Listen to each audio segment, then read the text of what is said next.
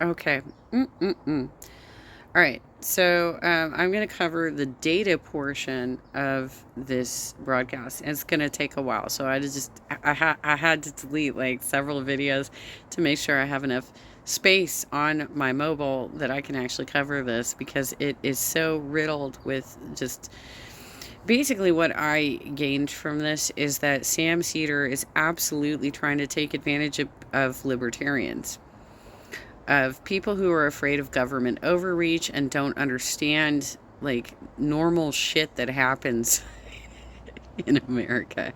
But I'm going to try and walk you through this because I worked in IT for 22 years, and 5 of those years was for an identity and security company, which she doesn't even mention, despite the fact that she's like talking about all of the things that actually touched our industry. And yet she doesn't know the name of the business I worked for. This is fucking fantastic. But let's get into it. So she's totally trying to scare you, and she's trying to sell a book. And I'll go through it. Like, I had to stop like every few seconds while I was watching it the first time so that I could explain to my mom why they were so wrong. Sarah Lambden, professor of law at the City University of New York, author of Data Cartels, the companies that control and monopolize our information. Couple of sponsors on today's program. Oh, we have a new sponsor. This stuff is amazing. I'm gonna skip through that bullshit. We don't need his ads. I did not know this. Like, we don't need. But his ads. We need. Listen. I have not. Okay, let's go here. We don't need his ads about honey. He was selling honey, y'all. He was selling honey, and he was selling like an ad for a group that would like check and see if your passwords are on the deep web. This is gonna take a while. Get ready, buckle in.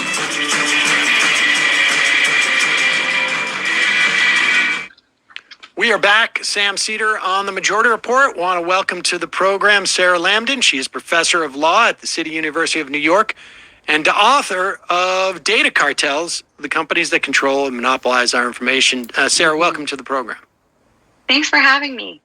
So let's start with the origin story of this book. It starts when you were a law librarian, and during the Trump administration, when people were starting to think about getting a little more conscious what ICE was up to. Yeah. So this book wasn't something that I intended to get into. As you said, I was a law librarian at City University of New York, where now I'm a law professor. And I don't know if everybody knows this, but the main tools that lawyers and law students and legal scholars and judges use to assess the law and to do legal research are 2 products called Lexis and Westlaw. They're the gold standard products for legal research. And as a law librarian, my main job was to... The gold standard products. So are you saying that they are not the only 2 products out there? Is that what you're saying? What she's about to describe to you are basically like information curators who have done the work to curate a lot of information, put it in one easy place to search, and pay a service. You have to pay a service fee to use their curating services to actually collect this information. It is publicly accessible information, but it would take you several subcontractors to actually get the information. And that's what they did, was they hired I'm guessing they hired a bunch of subcontractors to search a lot of different sources of information, to put it all in one place so that it would be easily accessible, and you could pay a service fee and just use their algorithms and search site basically to actually search all this information. So it is a service that they're charging for. It's not... I love where they're going with this. This entire show is absolutely to scare his audience, especially the ones who are scared of government. teach people how to use these resources and to use these resources on behalf of lawyers and legal scholars. So, and we should be clear. Just I had a little bit of experience with this in another life. This is where you go to find case law, essentially. And so, if you're wondering if there's a case you're looking at, or you're writing a paper about whatever it is, this is like almost like the encyclopedia of all the cases and that have existed. And this is the way you find citations, essentially. Yeah, and I would even go a step further and say that, this is one of the resources that helps make the law. I mean, this is what judges use, what all of the legislators use. This is where our law comes from. And until 2017, I thought that these companies were just research companies, like information platforms. You have a password, you log on, you do your little legal research. And I'd never given much thought to the companies behind the products, right? The products were great. They were robust. They had everything I needed. But in 2017, I saw an article about, like you said, tech companies that were vying for contracts with ICE to help ICE build surveillance tools and a surveillance operation, a digital surveillance operation. Kind of the same stuff you saw the NSA using after 9/11, something very in depth, and Donald Trump even called it his extreme vetting program. So it was going to be a surveillance system that would extremely vet, I guess, potential immigrants, asylees, people already living in the U.S. And I was really surprised to see the names of those legal research companies among, Booz Hamilton and Northrop Grumman and all the other companies that were vying for these contracts. So I was like, wait, how do our legal research companies do surveillance work? Like, what's the connection here? Like I said, it's data curation. And if they have a software platform that is capable of producing what is essentially like a Wikipedia of legal information or background information or whatnot. I mean, you can search anybody's name online, and some of the top search results are going to be background research platforms. That's why she said the gold standard, right? So she's implying that there's only two companies doing this. She's implying that there's only two companies doing this. I worked for the world's largest identity and security company. We were number one. Okay, I have a lot of background in this particular area, and that's why I can't even with Sam Seder.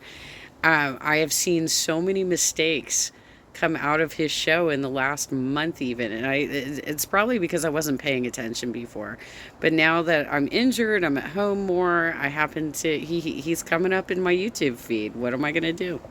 And when I first saw this, my thought was, I'm gonna let all the other law librarians know about this, and I'm sure our Lexis and Westlaw reps will explain this to me, and we're just gonna move on. I just want to know that Westlaw and Lexis aren't connected to ICE surveillance and, putting children in cages and separating families, all the things we were hearing about.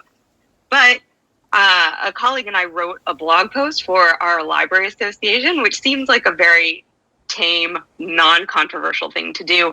And within 2 minutes of that blog post going live for law librarians to see, it was immediately taken down by the organization.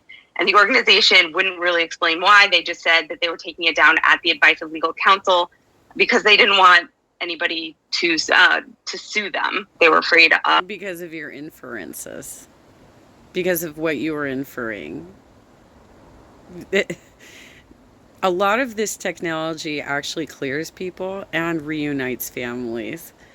Like, if you have easy access to identity, security, background, then you can actually unite those families. And you can actually catch the real criminals and clear people who are wrongly accused. That is like the upside of what this particular industry does. Of retribution from Westlaw and Lexis. So I asked our reps, hey, what is this? What's going on here? And they couldn't give me a clear answer either. So I decided to start trying to figure out what these companies did. And I learned that the companies that run our legal research platforms and also like our science publishing and a lot of our news and financial information providers and platforms are also major government data brokers that sell our personal data and like data analytics products to most government agencies. Lexis claims they sell personal data products and personal, risk assessment products to 70 to 80% of government entities. And that includes hundreds of law enforcement agencies. And that really concerned me. Okay. So when we think of data collectors, right? We think of like the 5 big, I guess, like social media style companies like Google and Facebook and maybe Apple, I guess, and maybe Twitter and Amazon, I guess. But where do these data brokers? Who are we talking about? What is the cartel? Who are the members of the cartel? And when we say data brokers, are they like? How does Westlaw have this information? And what is it that? Where are they getting the information? And then, like I said, they're getting the information from public sources. So, for example, like public court documents can be purchased. Information from the registrars of voters can be collected. Information from the post office. I worked for a salon owner when I was a hairdresser in my previous life. I worked for a salon owner who bought a list of pretty much everybody that lived in San Clemente back somewhere around like 92-ish, I want to say. And she did that so she could send out mailers to advertise her salon. This is so common. This has been going on for decades and decades. Consider that within your lifetime, you've probably received junk mail your entire goddamn life, right? Like this information has always been publicly available. And the only reason they sell it, these agencies, is because they have to cover their print costs when they send it to you. And now some of them even like give it to you in digital format. They still sell it because it still takes some work to actually compile it for you. But like, for instance, every time we knock on a door to do a political campaign, we're using data that's synced up with the registrar. And it is put into a program like PDI or Minivan, and that information is disseminated and updated. And the service they are providing is that exactly, disseminating the information. So what she's complaining about is 2 companies that are doing exactly the same thing on a much larger scale. They're selling it to the government, which, and I'm sure we'll get into this, is also a way that the government can get. The government already owned it. Like, these are private companies that are like buying it back from the government, right? And then like putting it in an easier searchable format. The government already owns this information because it's courthouses, it's the registrar, it's the post office. This is the government already owns this information, but oftentimes there are services provided to the government on contract. There's, if you look it up, it's called the GSA schedule, and it's basically like that's where if you are a company that gets approved as a GSA vendor, you can bid for contracts with the government. And it's kind of hard to actually get on the list, but it just means that you can go after government contracts. And the majority of the work done in America is actually done by private businesses. And that's what it looks like to be in a capitalist nation. What they're trying to do right now is scare the fuck out of people over stuff that has been going on for decades and is completely normal shit. Around laws that prohibit the government from doing this type of spying, but now they just say like, okay, we're just going to buy it. It's not spying. This is like totally, these are public documents, dude.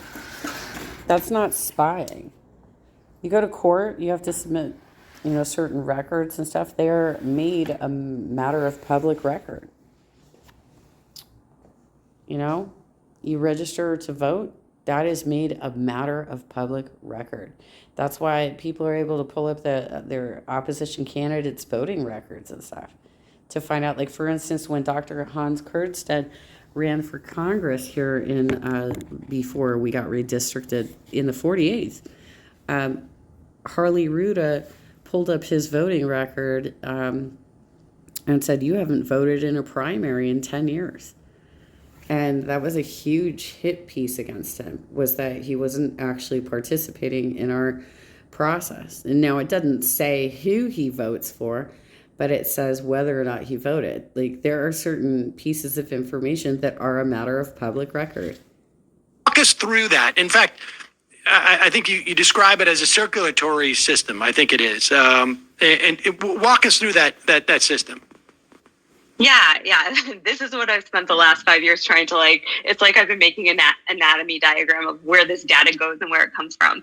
So like you said, when we think about data collectors, data companies, we think about, the quote unquote big five: Google, Amazon, Apple, Microsoft, and like Meta, Facebook, what have you. And sometimes we think about, sometimes we talk about Oracle, and these other companies that kind of do data analytics work. It's kind of what they do is actually hard to figure out and parse. But we don't usually think of information companies and information vendors as part of this group. So what I wanted to do was bring these companies kind of to the party, where we're also scrutinizing them and thinking critically about what they do. And the companies that I really homed in on were LexisNexis and Thomson Reuters. And that in part is because they're the parent companies for Lexis and Westlaw, that's where I live, right? That's my world. But they're also uniquely large companies, and they weren't always this way. So what happened was, back in, the 70s, 80s, 90s, information started to kind of transition from being in paper, stacks of books on a shelf. Like, when you look at like an old law procedural, you see like the mahogany shelf with all the case books behind it. But companies were starting to figure out how to digitize these and, sell them on discs or sell them in special terminals that you would go and sit at, kind of like in the olden days when we would go to use the phone and the phone would be on the wall and, we used with a little curly cord. It was like that also for information. Wait. As a librarian, don't you think you might have wanted to use the term microfiche? Right? Because that is how it used to go. But the internet's been around since the 70s, and but it was primarily used by military and military families towards the late 80s. Like, the late 80s, that's when like all the military brass and stuff started getting on AOL. And it's slowly started becoming more of a thing. By the time I was working for Ingram Micro in the late 90s, about 20% of the American public was actually on the internet. So we still were building. We were still trying to get the access. And there's still parts of the country where they still need broadband access. And we're still working on building up that infrastructure. But I think at this point, I haven't seen the latest statistic, but I think the last I heard, it was like 80% of Americans now have internet access. Platforms. So they figured out how to digitize information. And then the internet came around, and we figured out how to connect to information sources from anywhere, to share information. Everyone needs quality health insurance, even if you're healthy and active. Cover California is a free service to help to share information and to build big. His videos are highly monetized. I'm only going to cover the data portion of this discussion because he sandwiches it with discussion about what's going on with the Speaker of the House, which I don't know where we landed on that, if like we landed anywhere, but I'm only going to cover this particular section because I happen to like work in this area and I have knowledge here. Information platforms, kind of like Facebook, Twitter, news platforms, CNN Online, what have you. And that revolutionized not just how we get information, but it also changed publishing a lot. Mm-hmm. And a few companies realized that they could now kind of start grabbing all sorts of different content types and become kind of information monopolists and have a lot of control over information. Well, that's a ridiculous assertion, because these sources of information are still available in their public form if you go to the original source. What they're doing is providing you a curation service. They are probably paying some subcontractors to collect this information from all of these different agencies and put them into one place, right? So you are now paying for the service of being able to search all of it at once. That's why there's a cost around this, because these documents are public documents that anybody can access if they know where to go. And that's part of the problem, is you don't know where to go, and they're making it easily searchable for you. So I don't see what the problem is here. Nexus and Thomson Reuters were really well positioned to do that. So Westlaw, Lexis, and then there are other companies like Elsevier, which is the biggest academic journal and academic information publisher in the world. They used to be standalone kind of, I call them like mom and pop shops that sold specialized types of information. Like Lexis it sold the law, and Westlaw sold the law, and Elsevier sold science. But now LexisNexis owns Elsevier. It owns Lexis Law. It owns like a lot of financial data and risk products. So a lot of financial information, kind of what gets peeled out of like SEC filings and information about corporations and businesses and markets. And it also has one of the biggest news archives in the world. So it has a lot of news content. Open secrets. Like, seriously though, like, what is exactly the problem with having these types of services around? These are public documents. What is the problem here? And what these companies can do now is they can sell that raw information, right? They can sell case law, or they can sell journal articles or news articles. And then they can sell platforms, which they did, which they started doing in the 90s and the early aughts, where they sell databases. Westlaw is a really fancy database system where you can easily find law, and Thomson Reuters sells that system. Thomson Reuters also sells, news and news platforms, Reuters. And a lot of financial data products where, if you want to know about how a certain market might do, or you want to know about, a certain corporate profile, you can go and log on and look at those there. So those are, that's kind of this middle level, this platform level. But now with these companies. Oh my God, even like we literally had access to these types of services in the early aughts. I was doing background research on the corporates, the corporations I was doing business with, as far back as like 2000, because we wanted to know who our contacts were. We wanted to know what they were getting involved in. Well, there have been these services, and they're not just these two companies, by the way. I mean, there are tons of companies out here that do this sort of data curation. I don't understand why Sam Seder is platforming somebody who's trying to basically scare people who are afraid of government, because we've had these sorts of services around for decades. Companies are building our analytics systems, which are really, I think, kind of the future of what information companies and these cartels and these data companies will sell, which is products that kind of take all of the information they already have. So the entire corpus of case law, all of the news archives and news information they have, and then a lot of our personal data. And they run all of that information through various data analytics systems that build predictions about what we might do in the future, and prescriptions that tell businesses what to do, or tell law enforcement who to track. Okay, all right. So there's a lot. Let's go back to that, because Sam starts going into a scenario where they take this data and actually try and arrest people on the prediction that they might commit a crime, which if you're going to make that kind of allegation, I'd like to see an example for it, because there's a big difference between taking data information, doing some research on it, and surveilling a potential drug house versus actually arresting people before they committed a crime. So if you're going to make that allegation, I'd like to see some examples for it. There's a lot going on there. Part of it, the first part of it is that they have more or less stumbled it, because I remember Westlaw, using Westlaw, I feel like in the early 90s. And I think it was at a console, and it wasn't quite the internet yet. I think it was just sort of like, it was some. Like I said, the internet's been around since the 70s. And it's absolutely silly to neglect the fact that, like, Windows changed everything in the 90s and made it accessible to the mainstream. So being like, what? How come you guys don't even remember the term microfiche? How come that's not even coming up? Why isn't this coming up?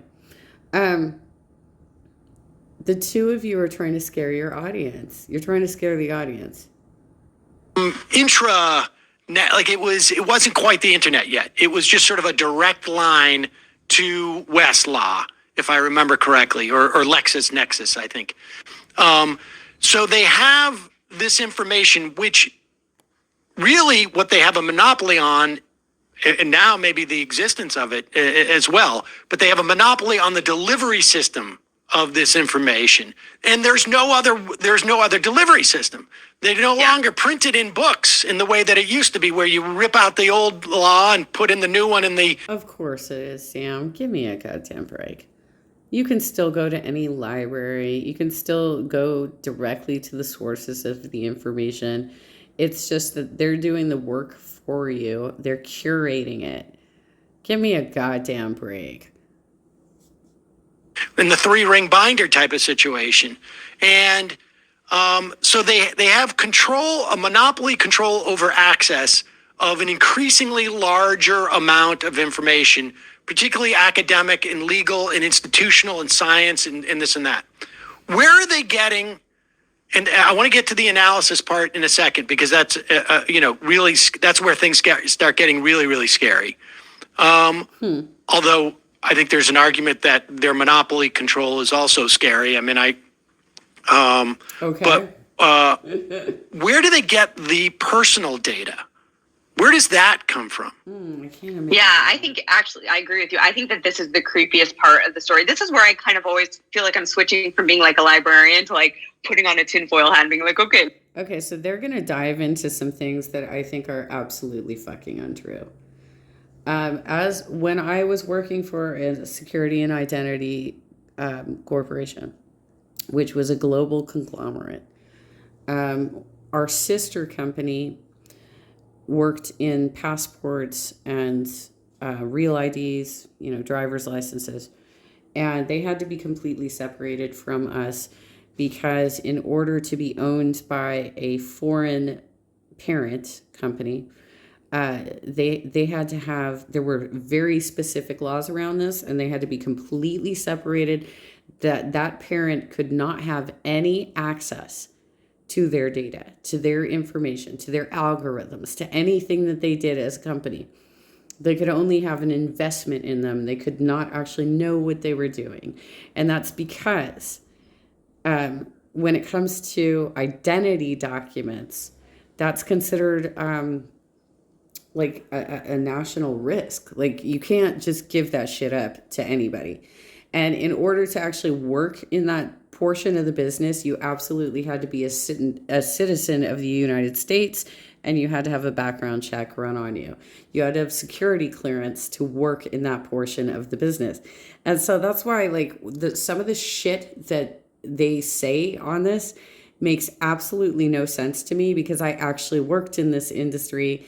And I was on the other side. I was on the side that did biometrics, right? So we did fingerprinting, iris scans, facial recognition. We were selling to police agencies. We were selling to the FBI. We were selling to DHS. We were selling to ICE. We were selling to all of those agencies the type of technology that she's basically talking about, yet she never drops the name of the company I actually worked for or the other three competitors that were in that market doing that kind of work. And so that's why this entire segment looks like fucking bullshit to me. Because I'm sorry, but no, you cannot purchase information about people's identity from the DMV. Where the fuck did you come up with that bullshit? Look, I totally remember the laws that we had to follow, and I had to take security trainings every fucking year and get certified every year that I understood the dangers of disclosing any information I knew. This is what's really going on. Because it sounds, I mean, it took me a long time to kind of not sell this idea, but like make it normalize this idea, because it sounds nuts what I'm about to tell you.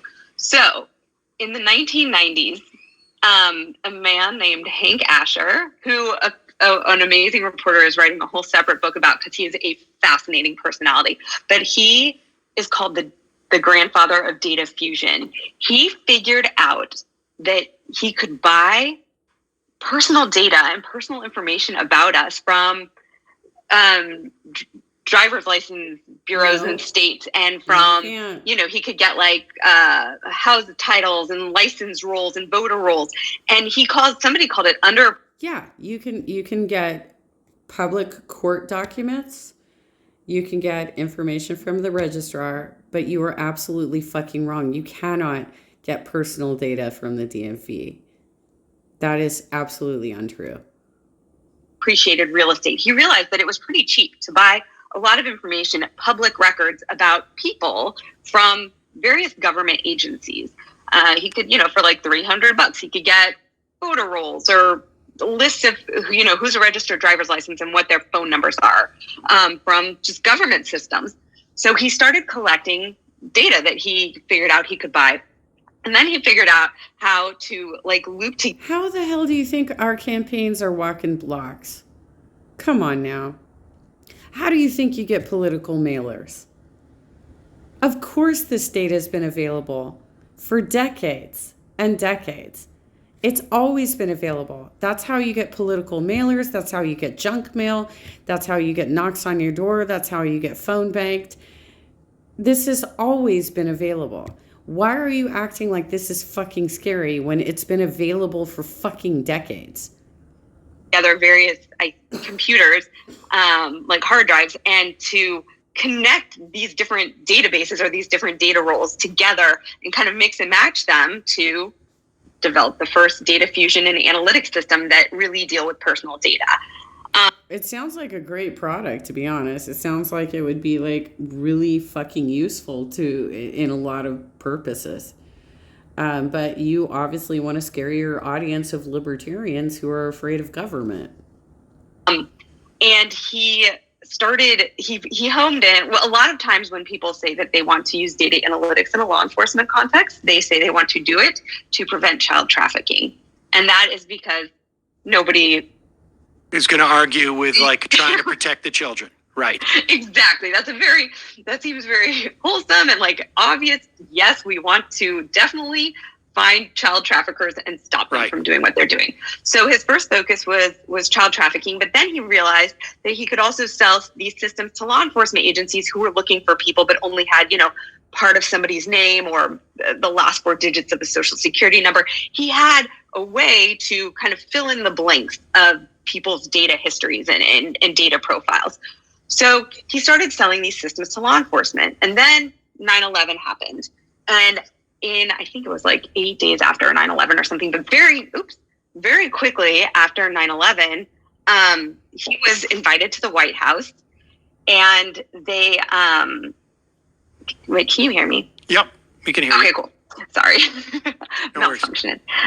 But they asked him to build a data program that could help them find potential quote unquote terrorists. Cause that was, right in the wake of 9/11, weeks after. And I think he sold them a system for millions of dollars. I want to say 8 million, but I think that's the number. Some high value, right? And within a couple of years, LexisNexis bought Hank Asher's product, which was called ChoicePoint.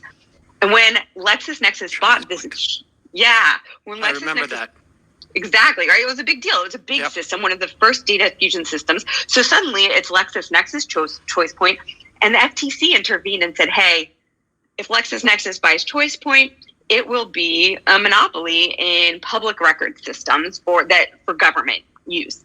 So if the FTC, or maybe it was the DOJ, one of these antitrust enforcers forced LexisNexis to divest some of ChoicePoint to somebody else. And that somebody else was Thomson Reuters. And Thomson Reuters was given this product called Clear, which was called, at the time, it was ChoicePoint Clear. And so Thomson Reuters became the owner of Clear. And that was basically... I can guarantee you this had nothing to do with it being a monopoly.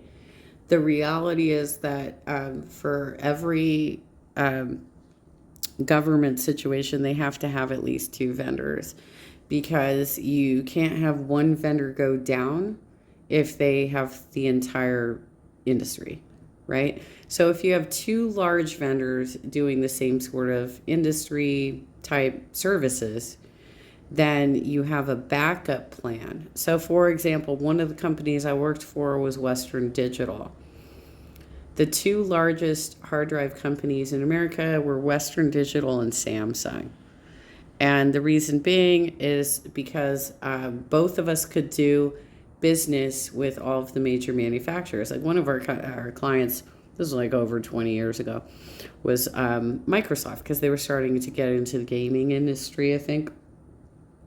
And that was around the time that the consoles started getting fueled by hard drives, right? So we were actually providing hard drives to these gaming manufacturers, but they needed to have both of us, because if somebody had like a recall or a failure or a factory interruption, they had to have two distributors, two vendors, two manufacturers supplying them in the event that something could potentially halt their operations.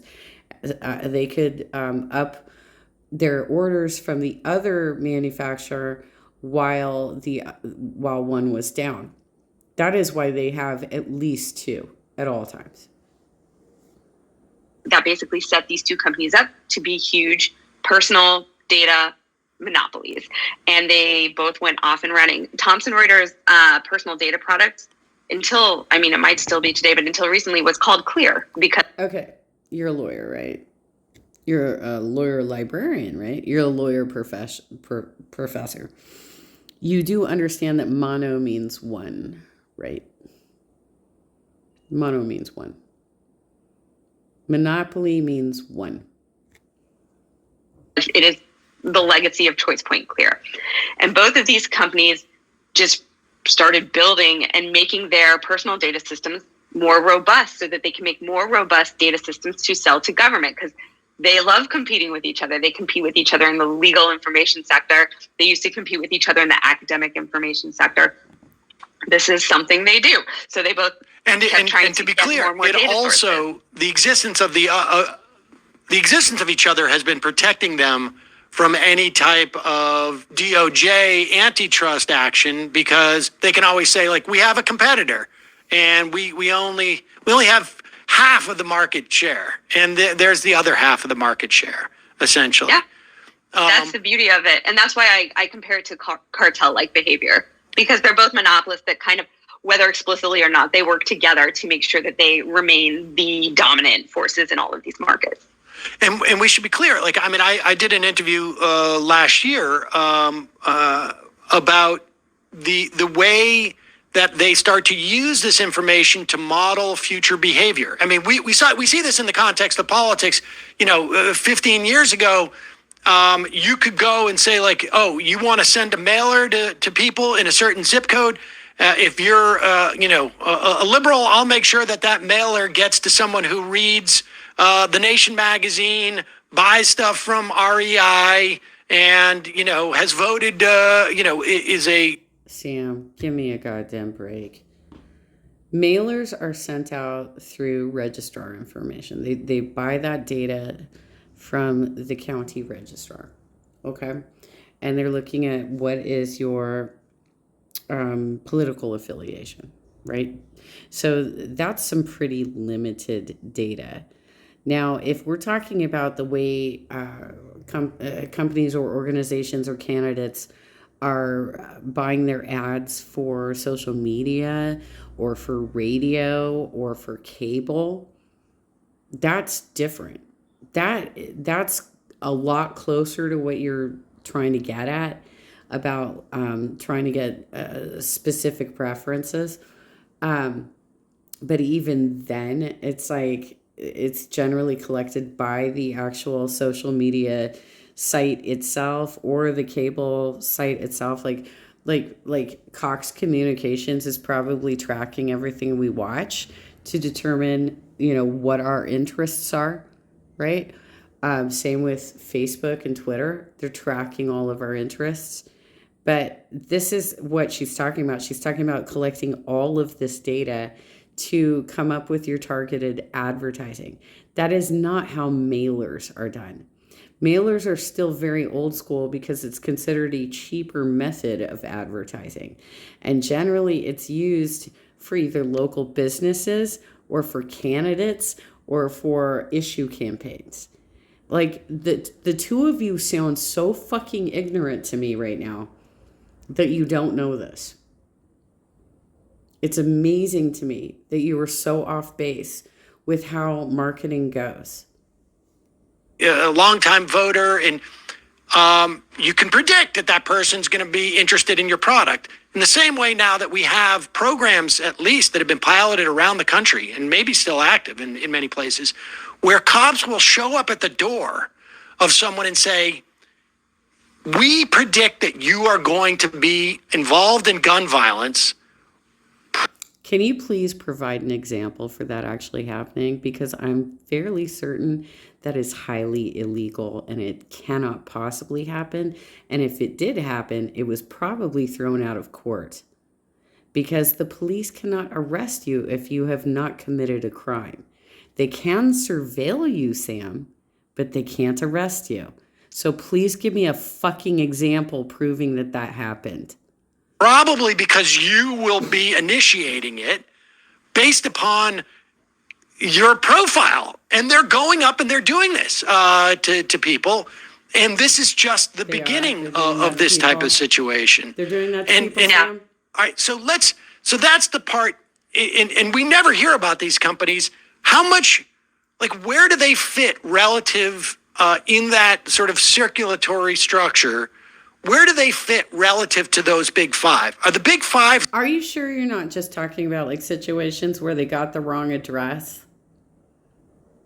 Can you please provide me some fucking examples to support that claim? Selling essentially this data to Thomson Reuters and to Nexus Lexus so that they can build out their databases among other places? Or where what's the taxidermy here? Yeah, and or the taxonomy, I guess. The not the taxidermy. I like both. Sorry. I think those are both great terms. Thank you. Support both of them. One of them is more visual. So yeah, I think that's actually it's the most important question, and that makes it the hardest question because there are no transparency requirements that these companies have to follow. Like you said, because they're not subject to. That's some bullshit, and you know it. Any of these companies that are doing business with the government are subject to Freedom of Information Act requests. You're fucking lying. They are subject to FOIA requests. And, for as much as the two of you are trying to scare your audience right now, that's some bullshit. Every single company that has a contract with government, which is what you are implying is happening with these two companies, are subject to FOIA requests. A lot of government regulations and obligations, because they're not government entities, they can be very opaque. So what we know about these two companies, each of them claim to have data flowing in, updated in real time. No, they cannot. They cannot be opaque. because their contracts, their proposals, their submissions are absolutely available to FOIA requests. You are so fucking full of shit. Why the hell are you guys trying to scare your audience? From over 10,000 sources. That means, yeah. And they are, I mean, that's a selling point for them. They both brag about that. It's not hard to find that information, but it is impossible to find a list of those 10,000 sources. So you don't know exactly what data they're getting. And so why didn't you submit a FOIA request? Why didn't you ask them, where are you getting your, like, seriously, you're a lawyer. Why didn't you submit the FOIA request? From where? But you do know that they're getting, I mean, it's out 10,000, over 10,000 sources means that they're getting probably whatever they can get their hands on. And you can kind of see the shadows of that list in their advertising material.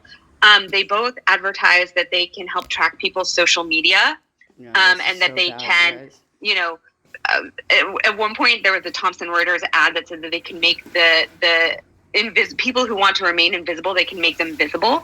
So we know, even if they don't list. You know what this reminds me of? This reminds me of like how for years everybody was like, oh, Amazon got a contract with the government for however many $1 billion. It was like they got a huge contract.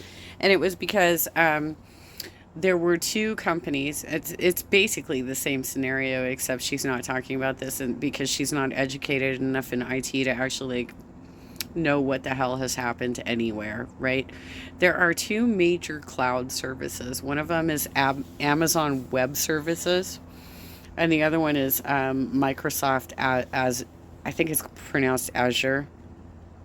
And those are the two major cloud services that provide secure web services for a lot of government accounts. And they've gone through like FBI certification and shit. But again, it's a scenario where you have two major corporations that provide a pretty exclusive type of product or service. And so therefore they are the only two major providers, right?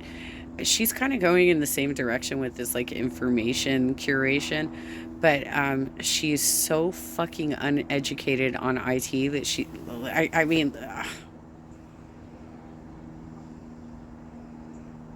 this was hard to watch. I watched this with my mom and was like stopping it and bitching about it and complaining about it like the whole fucking time. And I was like, I can't even, like, I've worked in IT for 22 years.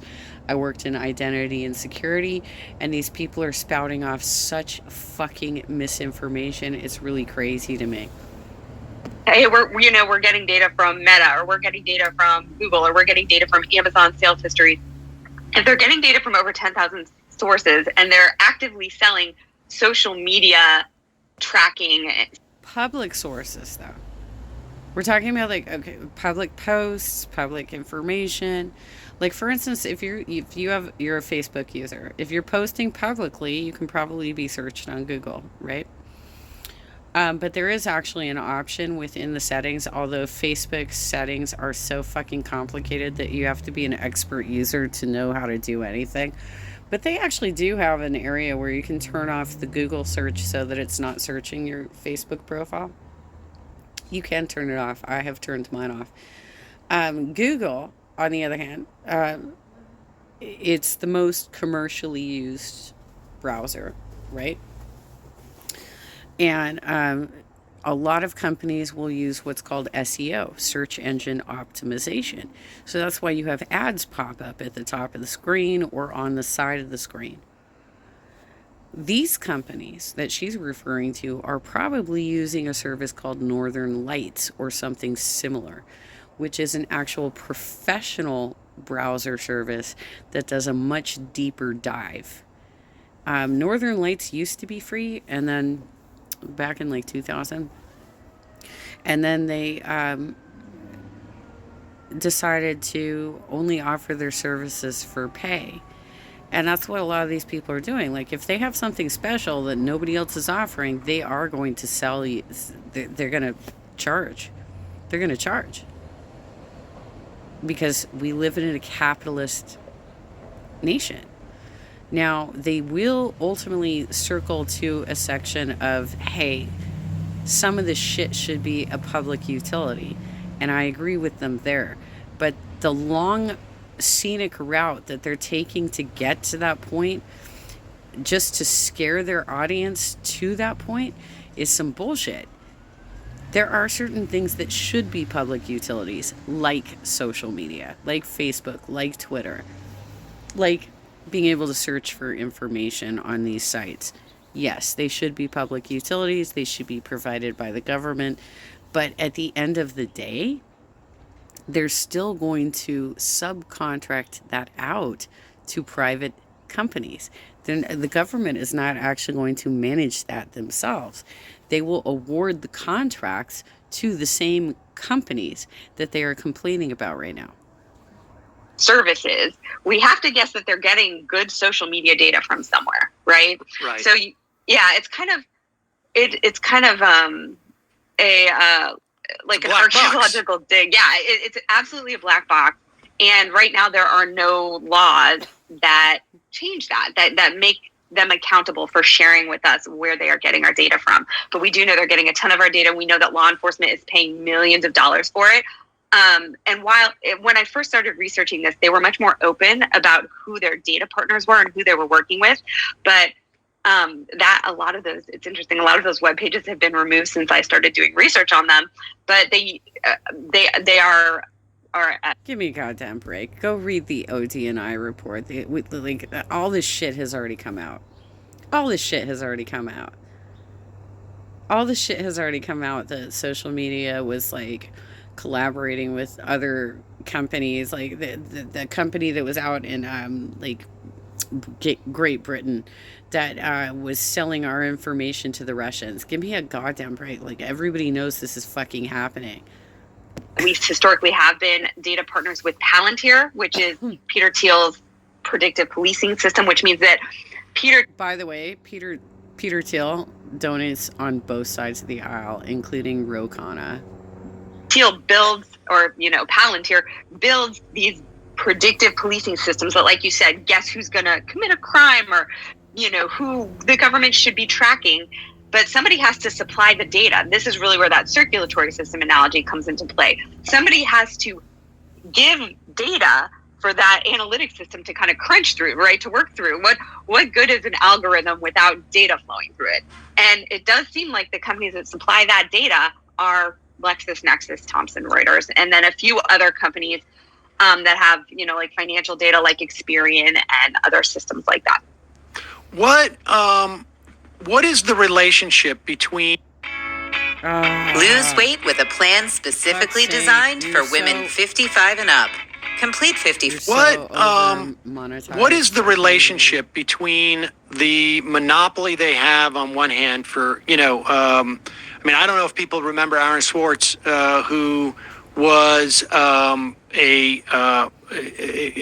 brilliant, digital activist, I guess you could say. I'm not just literally would do his activism online, but was there, I think, early on in the finding of the Creative Commons, and also democracy work. And Aaron, at one point, started to attempt to basically free the JSTOR catalog of academic journals, which really nobody owned except for this JSTOR outfit had collected them, and had sort of because there's no laws around this, had basically exerted a claim that they owned access to all of these journals, which in fact many of them were paid for with tax dollars essentially. And he began to sort of upload them online.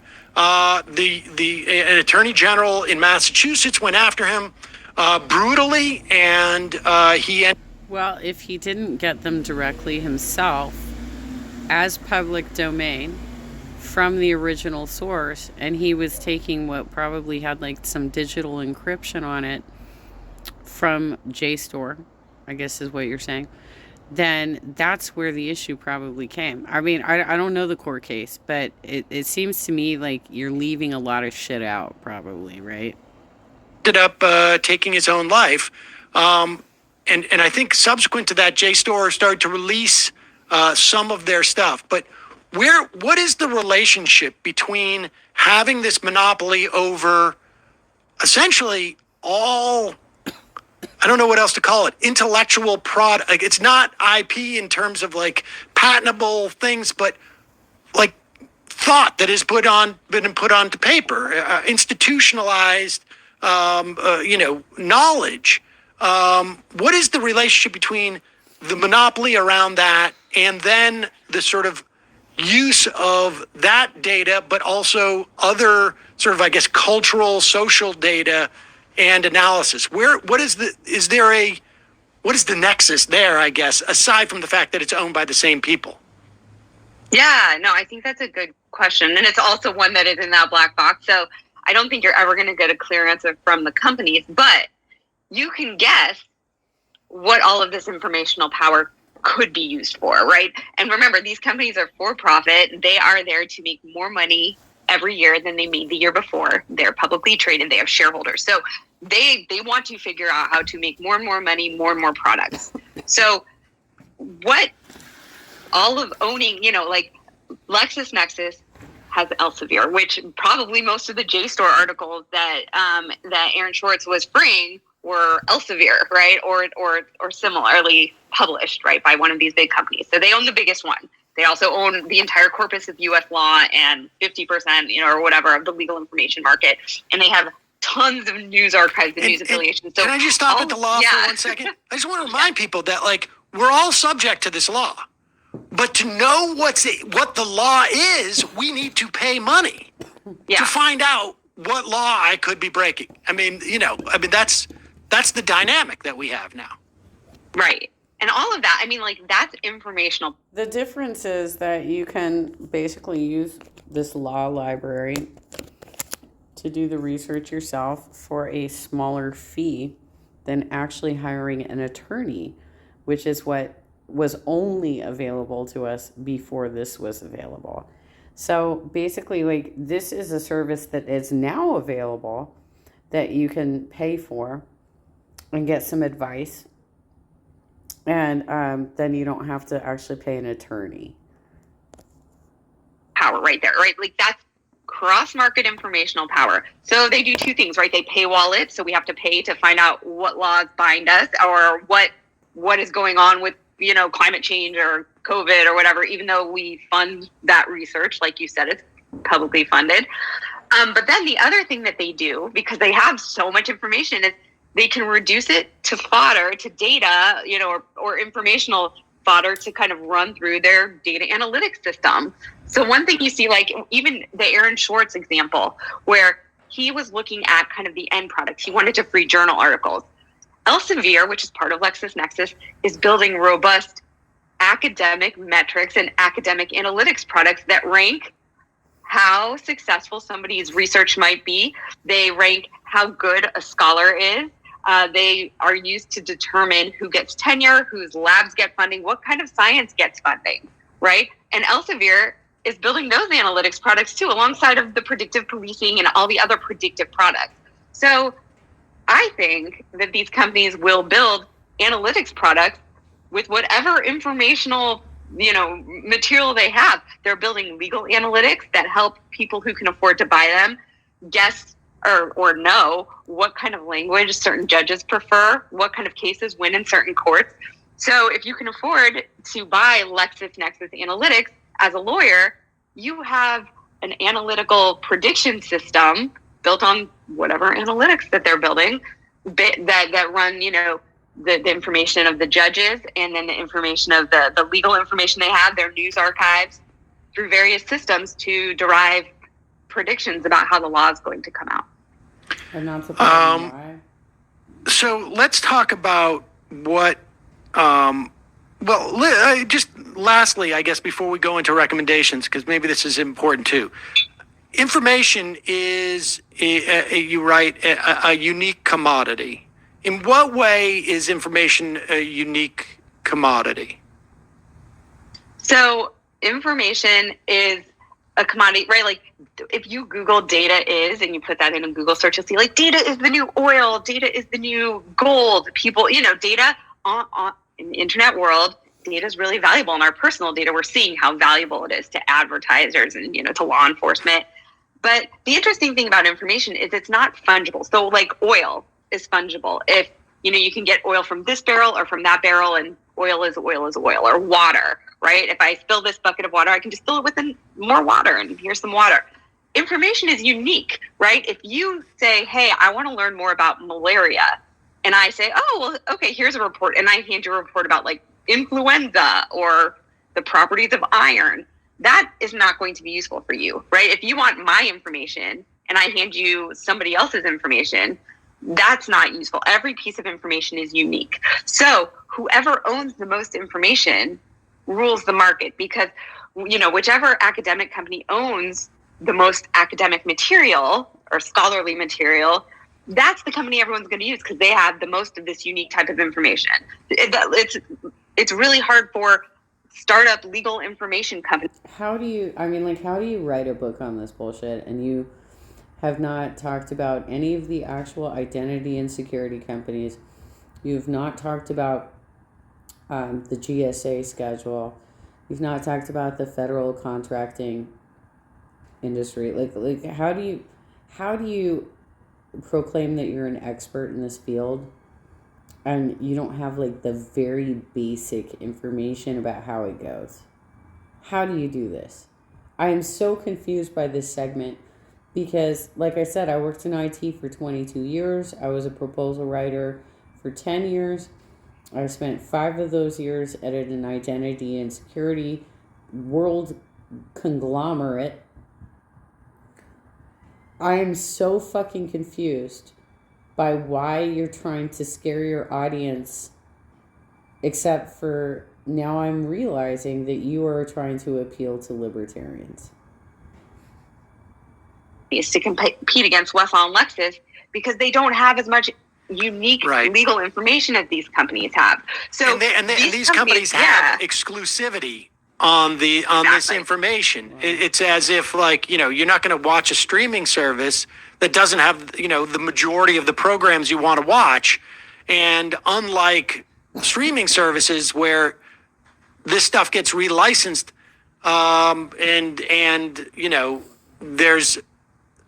there is a bargaining power associated with the people producing the content for a streaming service that allows them to say, look, you're not going to get an exclusive streaming, or it's going to be exclusive only for a period of time. If I've written a thesis for my doctoral thesis. Yeah, but if you buy a book, it's generally going to cost more than just having a service where you can read books, right? So you get access to those books like over your Kindle or whatever, or your phone or whatever it is, right? But you're not going to pay as much as you would pay for a hard copy paperback, or not paperback, a hard copy or a paperback, really. And you also don't have to store it in your house, right? So you don't, I have a huge bookshelf. I have a couple of huge bookshelves because I still haven't really switched over to Kindle services. But the fact is, I know I'm paying more for the books that I buy than if I actually had that service.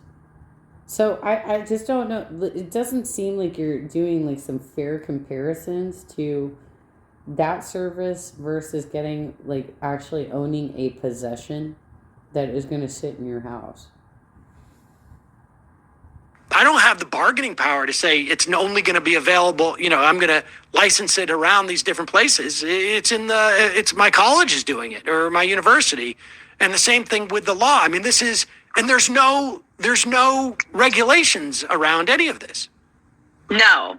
Yeah. And I mean, you see with Facebook and with Twitter, I don't think most of us love or feel proud of the fact that we use these services, but they give us information that we can't get anywhere else. So we all stay on, right? Information is just a unique type of power, and it's a uniquely valuable type of commodity. And once you have control over it, you really can't control a lot of people because they rely. lawyers were really pissed off when they read my work. There's not a single lawyer, I don't think, who dropped either Westlaw or Lexis because they need it. Right. They weren't mad at your work. They were mad about the situation they were locked into. Yep. So, okay, with that said, let's talk about the recommendations that you have as to how to address this. Because this is like the Wild West in terms of any type of regulation. And you're right that this is like typical for new type of information services, that there's always something that is like sacrosanct. But we hear this from anybody who seems to be making money in anything at any time. It feels like the government just doesn't understand my business, and if they regulate it, they're going to break things, and people are going to be mad. Yeah, exactly. And so there's this law professor who named Megletta Jones, who wrote a piece about technological exceptionalism. And I think that really sums it up. This idea of like, what we're doing is so complicated, you couldn't possibly start to regulate it. I know that, like Facebook for a really long time kind of got away with that. And Microsoft, like, you guys, we're going to save the world. Don't worry. You just sit back. We're doing everything the right way. And I think the median age of Congress, it might be younger now that we have a new Congress, but historically it's been around, 60 years old. And so a lot of people that make legislation actually aren't as familiar with tech stuff as they should be. But that kind of tech exceptionalism ignores the fact that, like, in the past, we've been able to regulate cars. We were able to regulate, printing presses. Like, this isn't the first time new technology has happened, and it is ridiculous. But what would the regulation be? Like, what do you want to see happen there, right? Because ultimately, like, so they are moving into the direction of this becoming a public utility, which that's fine. I'm cool with that. But ultimately, there will be private contractors on the back end who are actually like running it, because that is how the government works, okay? So it's going to be the same companies that have it today, but it will be then funneled through the government. And so it will ultimately cost more because they're going to, it's going to be a contract award to these companies. And they're going to need to cover the costs they were making as private providers of these services. But then hopefully it would become free, right? Like, it'd be free to us, but it'll ultimately come out of our taxpayer dollars to actually fund it. And from what I discussed with my econ teacher, America is one of the only countries in the world that can actually do MMT, but we can only do it temporarily before inflation gets out of control. And he told me that in 2020 on my birthday. And obviously, he was right. We gave out our packages. We worked with the MMT model. And ultimately, we ended up with a super inflation situation, right? That's where we landed here in 2022. So what is your goal here? Like, what do you really, what is your absolute solution? Because y'all just talking words right now and not actually talking about like how the problem gets solved or whether or not it's an actual problem, right? Is it an actual problem? Because many industries have two main suppliers, and you gotta have at least two, because if you only have one and there's a systemic failure within the company, then it can shut down an entire industry or several companies. That's why you always have at least two suppliers of data or information or products. I'm trying to understand why you did this segment, why you're trying to scare your audience and take advantage of their ignorance and display your ignorance. Ridiculous to think that we can't or shouldn't intervene. And I think what we've been seeing a lot is just lack of intervention. And so I think the solution is a kind of an array of interventions, of legal interventions that just haven't been taken yet.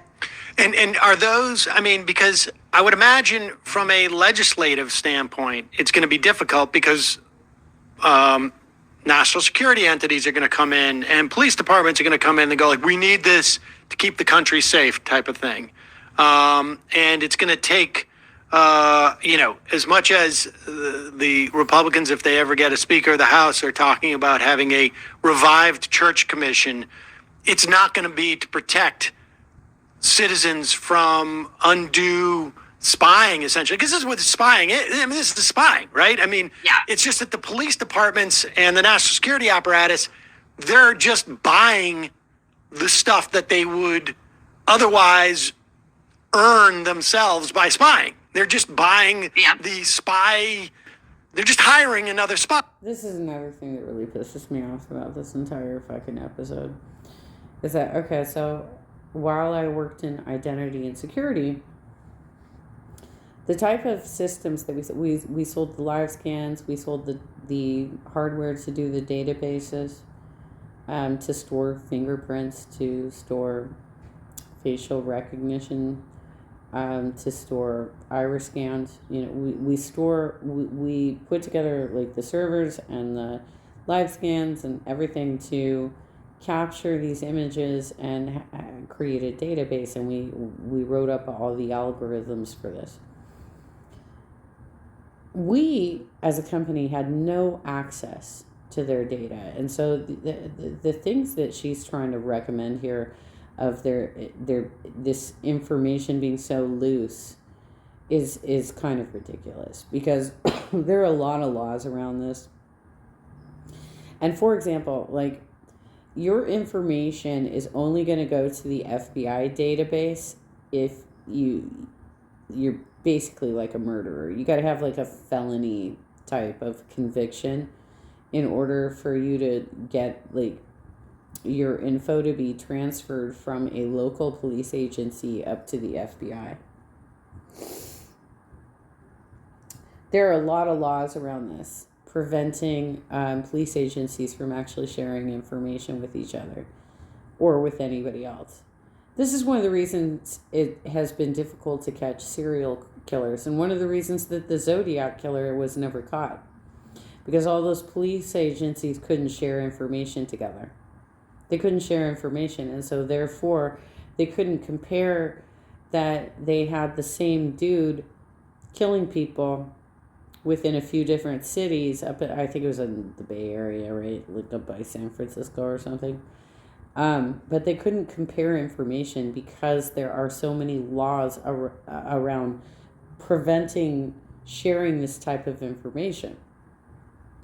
The FBI database is basically for hardcore criminals, the kind that are committing crimes like interstate type crimes is one of the big qualifications for that. But it's got to be a big deal to go up to the FBI database. Pardon me. But the other one is people who have to get background checks, right?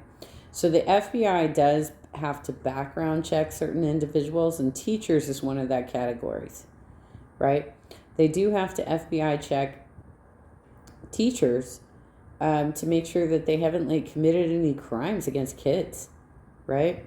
They have to look for that kind of shit, and so they have to get a background check before they become a teacher. But there are a lot of pretty hardcore laws around sharing that kind of information. And so the fact that these two are out there making it sound like they can just pick up anything from a police agency is some bullshit.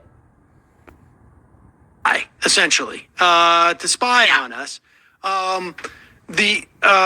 but a lot of this could be done on some level via antitrust, right? Like how would you go about doing it in the context of antitrust? Right. Yeah. So I totally, there are like, this is a multifaceted problem. So there are different angles.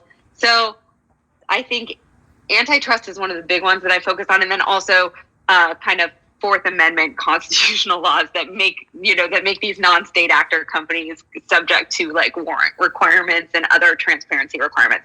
But as far as antitrust goes, one of the things I tried to illustrate, in my research anyway, is one of the big problems with these companies is we've allowed them to get huge, take over multiple information sectors and just kind of run with it. Like, do whatever you want, like it's super cool that you own all of US law, and then you also own like the biggest policing, data policing system in the world. We're comfortable with that. And I think that we need to really seriously consider the types of business that major data brokers, like when I say data broker, I mean companies that deal in our personal data.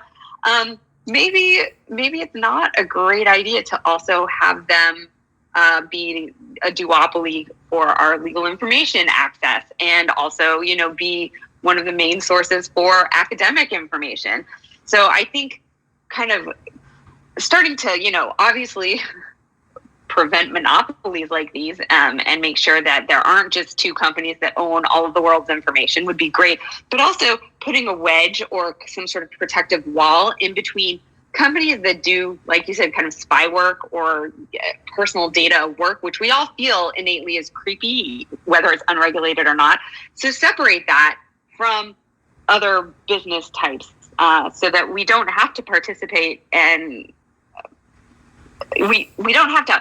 It kind of forces us to like opt in to these systems if we have to be customers because we need legal information or because we work at a university or whatever. So really, the only way we can get an opt out is if you put special limitations on data brokers, what kind of business they can do, and make sure that we don't get these data monopolies in the way they exist today. So that's kind of an antitrust solution, which I don't think that that's a successful solution without also thinking about data privacy and warrant requirements and other types of legislation. Right. There's going to have to be interventions that come from different sectors, essentially.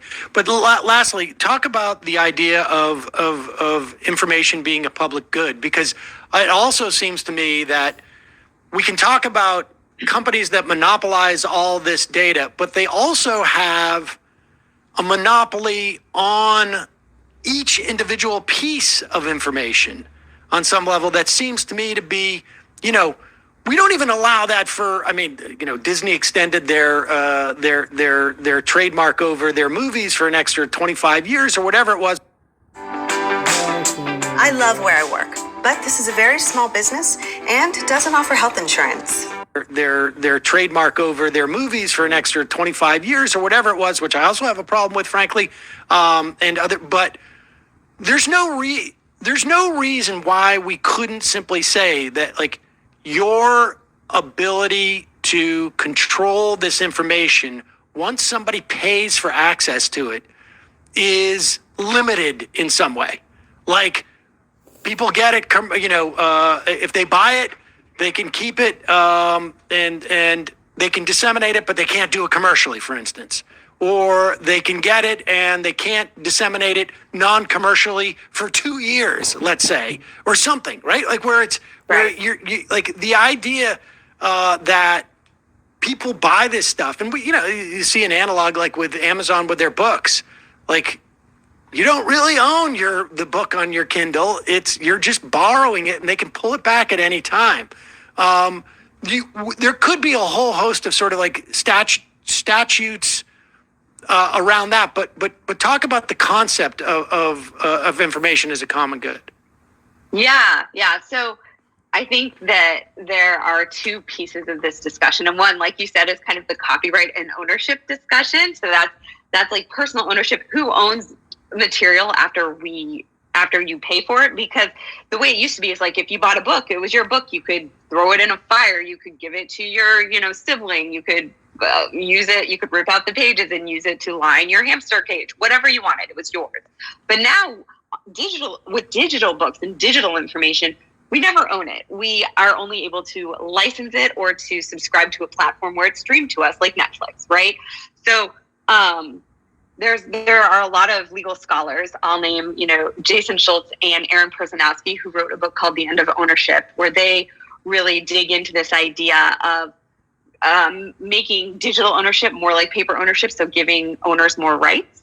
And then there's also this infrastructure idea of setting up. So if we have these paywalled platforms, there is a world where we could also set up open access platforms. And this is something librarians think about a lot, because the way libraries work has changed a lot with all these digital, and now we have to have passwords, and sometimes our library users have to have passwords instead of just doing research in the stacks privately and freely and without being surveilled.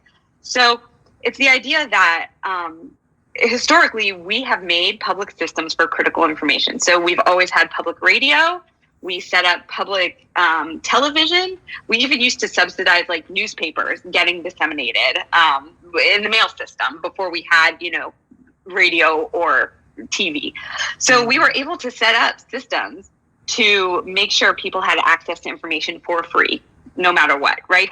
There was HBO, and there were maybe paid cable stations, or there were parts of the radio dial that weren't public interest, but there was always a chunk of stations that were reserved for everyone and that provided critical information, news, arts information, what have you, educational content, like Sesame Street. But we did not extend that same consideration for public infrastructure into our digital systems. There's no public internet. There's no public platform for science. There's no public platform for the law that is maintained. So we could do that. I mean, we've done it in the past with public So in other words, public radio. We could do that again. There's no reason why we couldn't have a government agency that runs its own LexisNexis, essentially. Right? I mean, the stuff is already, theoretically, it's probably already digitized, not just by them, but the government must have a digital format of this stuff too, right? Or if not, they could go back and do it. They could go back and do it and just put it online. And we're not talking about a huge amount of money. The real issue is just that, as a political matter, it's denying a monopoly and this lucrative business to these other entities, whereas we could just fund it for a fraction of like what we spend on anything, and as a public service.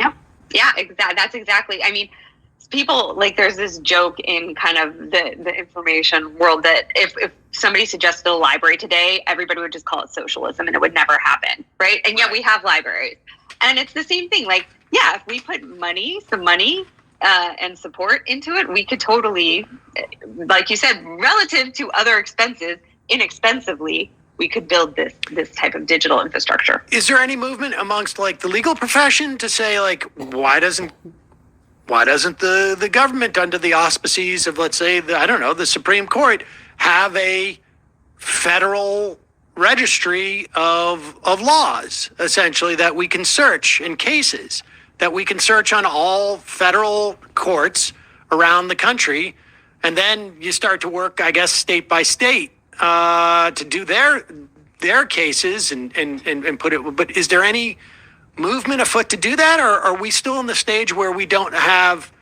that just seems to be the most obvious, like, sort of like cohort of people who would say, like, why am I paying this much money to find out what the law is in this country?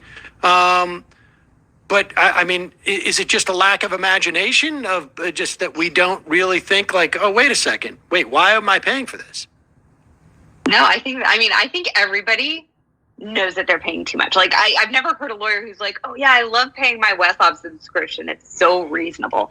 Everybody thinks it's a ripoff. Everybody knows it should be publicly accessible, right? There's no question about that. I think a lot of it is just focus and will. So law librarians are keenly aware of the problem, but people don't listen enough to librarians. One of the things I try to say all the time is listen to librarians. We are information specialists.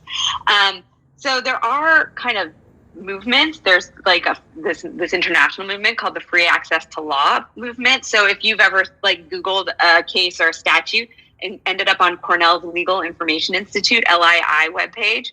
That is part of the free access to law movement. But it takes money, and they rely on foundation money and grant money, and there's no government, there's like no consistent permanent funding. So these companies are just, or these movements are just struggling to, fundraise and stay afloat instead of knowing that they have sustained funding. Without sustained funding, all of these information sources are ephemeral. They'll be there 1 year and then they could just disappear.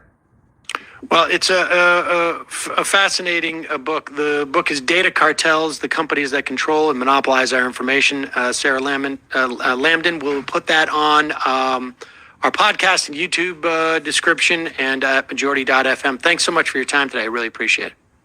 Thank you. All right, folks. That's it for the first half of the program. We will now head into the so-called fun half of the program.